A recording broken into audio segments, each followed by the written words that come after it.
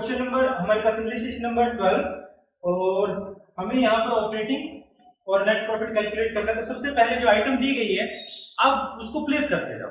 Means आपको tension नहीं लेनी है कि पहले आपने ट्रेडिंग अकाउंट, और कभी भी ऐसा ना करना कि ट्रेडिंग अकाउंट पहले बनाओ फिर प्रॉफिट एंड लॉस बनाओ। ऐसे में होगा क्या, आपको क्वेश्चन 2 से 3 बार पढ़ना पड़ेगा। क्वेश्चन को एक बार पढ़कर एक बार में क्लियर करो।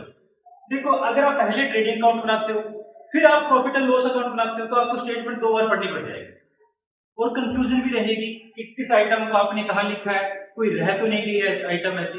इन चीजों से बचने के लिए आप सभी, यानी अगर आपके पास trading account, profit and loss account और आगे पीछे में बैलेंस शीट भी बनाएंगे, सभी को आप एक साथ होना जो आपके लिए आसान रहेगा। तो हम देखिए कैसे एक साथ बनाते हैं। हमें पता है कौन सा डाटा इधर आना है और कौन सा डाटा इधर आना है, उस डाटा को सिर्फ हमने आइडेंटिफाई करके लिखते जाना और कुछ नहीं करना। सबसे पहले हमने ओपनिंग स्टॉक किया है। हम जानते हैं ट्रेडिंग अकाउंट के डेबिट साइड में ओपनिंग स्टॉक कितना है, 2 लाख। परचेज देता है और परचेज रिटर्न भी देता है, तो मैं परचेज लिख देता हूं यहां पर। परचेज कितना है, 19 लाख, और लेस कर देते हैं इसमें से परचेज रिटर्न। क्वेश्चन में दिया गया 70,000। लेस करने के बाद हम कर लेते हैं कितना हो जाएगा, 18 लाख 30,000। क्वेश्चन में आगे हमें देता है सेल्स, तो सेल्स लिख देते हैं बाय सेल्स। सेल्स दी गई 25 लाख, लेस कर देते हैं सेल्स रिटर्न। क्वेश्चन में दिया गया सेल्स रिटर्न 1 लाख, ये हो जाता है 24 लाख। आगे कहता है हमें सेल्स रिटर्न के बाद वेजेस। वेजेस डायरेक्ट है तो डायरेक्ट हम इधर लिखते होते हैं वेजेस। वेजेस कितना है, 80,000। उसके बाद है एडवर्टीजमेंट। देखिए अब एडवर्टीजमेंट को हम यहां लिखेंगे। अब यहां पर भी हमें ऑपरेटिंग प्रॉफिट निकालना है, तो यहां पर 2 टाइप के अलग अलग खर्चे हैं। पहला है सेलिंग एंड डिस्ट्रीब्यूशन एक्सपेंसेस और दूसरा है ऑफिस एंड एडमिनिस्ट्रेशन एक्सपेंस। यहां पर हमें दिया गया है एडवर्टाइजमेंट। एडवर्टाइजमेंट किस कैटेगरी में आएगा, सेलिंग। हम एडवर्टाइजमेंट भी लेते हैं।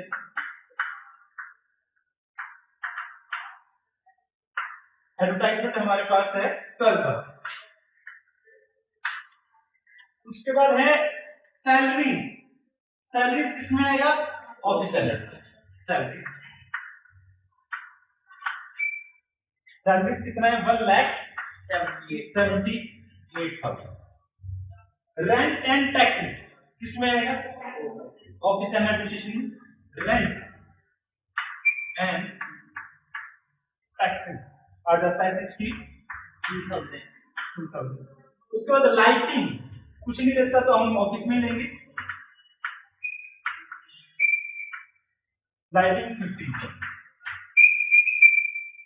उसके बाद कमीशन पेड किसमें आएगा, सेलिंग एंड डिस्ट्रीब्यूशन एक्सपेंस। हम काफी बार सेल को बढ़ाने के लिए कमीशन पेड करते हैं, ठीक है।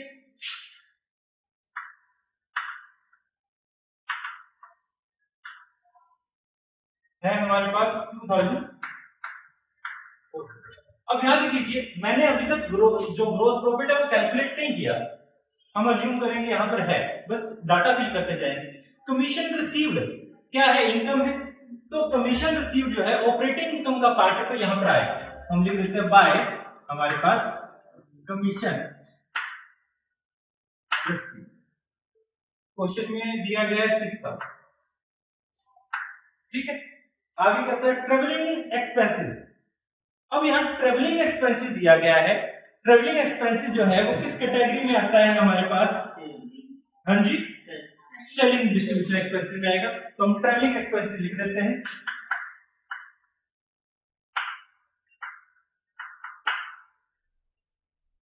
क्या है, 4,800, 4,800। ऑफिस एक्सपेंसेस तो ऑफिस का ही है, ये हमारे पास है 3500। उसके बाद हमें कहता है interest on long term loan. ये हमारे कैसे हैं, ये खर्चे हमारे किस नेचर के होंगे, नॉन ऑपरेटिंग नेचर के। तो मैं नॉन ऑपरेटिंग के लिए बेटा इधर बना लेता हूं अलग से थोड़ा सा, वैसे इसी का पार्ट है, नीचे हमारे पास स्पेस नहीं है तो मैं इधर यूज कर रहा हूं इसको। ये भी प्रॉफिट एंड लॉस ही है हमारा, मैं इधर लिख देता हूं सारे नॉन ऑपरेटिंग एक्सपेंसेस, ठीक है। तो वैसे इसके नीचे लिखा जाता क्योंकि हमारे पास स्पेस नहीं, मैंने इधर लिख दिया। तो इसके अंदर हमारे पास क्या है, interest on long term loan ले लेता हूं मैं, interest on long term loan कितना है, 22।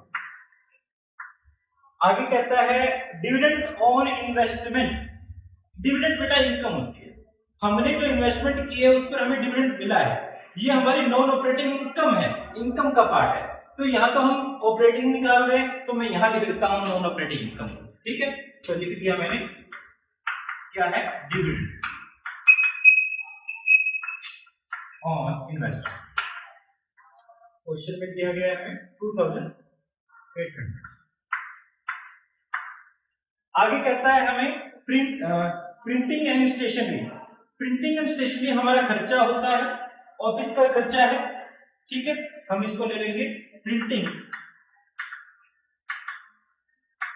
And stationery. क्वेश्चन में 3600 ही दिया गया, ये मैं गलत तो नहीं लिखा, ठीक है, 3600 ही है। आगे कहता है loss on sale of machine. ये लॉस नॉन ऑपरेटिंग नेचर का है, loss on sale of machine आ जाता है बेटा 35,000, ठीक है। आगे कहता है कैरिज आउटवर्ड। कैरिज आउटवर्ड क्या होता है, जब माल हम सेल करते हैं तो माल जाता है, उस पे आता है, तो ये हमारे सेलिंग एक्सपेंसेस है, कैरिज आउटवर्ड। ये खर्चा है हमारे पास 1400।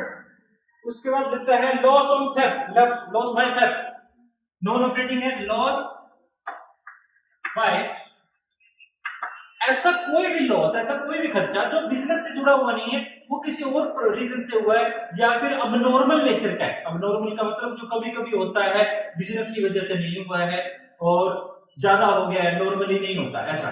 चोरी क्या डेली होती है, नहीं ना, तो ये ऐसा है, ये अबनॉर्मल नेचर का है। ये 25,000।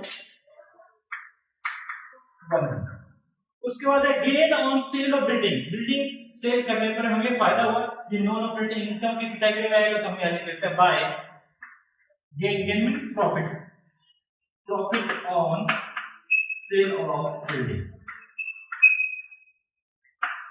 आ जाता है 50,000, ठीक है। कोई डाउट बेटा? लास्ट में क्लोजिंग स्टॉक दिया गया है, क्लोजिंग स्टॉक दिया गया है तो लास्ट में ये ट्रायल बैलेंस से बाहर दिया गया है, तो हम क्या करते हैं, बस इसको ट्रेडिंग अकाउंट में लिख देते हैं बाय क्लोजिंग स्टॉक। कितनी वैल्यू दी गई है बेटा, 2,50,000, ठीक है। अब हम क्या करें, अब हम इनका कैलकुलेशन कर लेते हैं, जो भी प्लस माइनस सब कर लेते हैं, बैलेंसिंग निकाल लेते हैं, उसको ट्रांसफर करते हैं। सबसे पहले ट्रेडिंग अकाउंट हमने यहां पर बनाया, तो इसका बैलेंस निकालते हैं। यहां कितना जाएगा, 26,50,000, इतना ही होता है। ये भी लिख लेते हैं 26,50,000। या बैलेंस निकाल लेते हैं, जो कि हमारे पास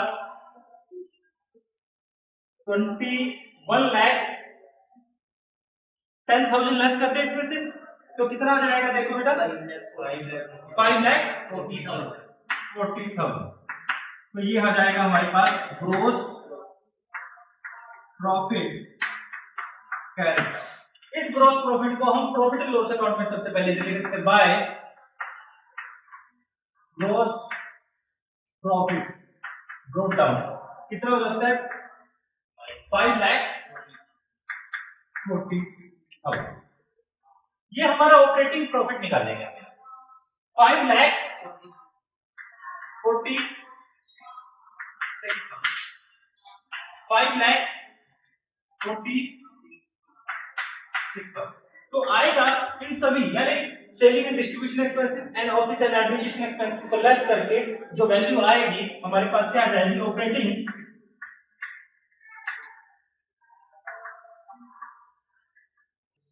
3,300 तो ये हमारे पास आ जाता है ऑपरेटिंग प्रॉफिट। ऑपरेटिंग प्रॉफिट को मैं इधर लिख लेता हूं तो bye operating profit brought down कर लेते हैं 2,63,300 तो यहां से हमने नॉन ऑपरेटिंग इनकम जो है ऐड कर दी है। कितना हो जाता है टोटल 3,16,100 तो हमारे पास ये टोटल आ जाता है 3 लाख और बैलेंस आ जाएगा उसको हम कहेंगे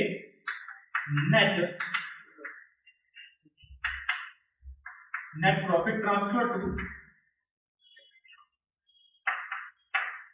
कैपिटल अकाउंट 2,34,000। इस तरह से हमारे पास हम ऑपरेटिंग प्रॉफिट और नेट प्रॉफिट कैलकुलेट करेंगे।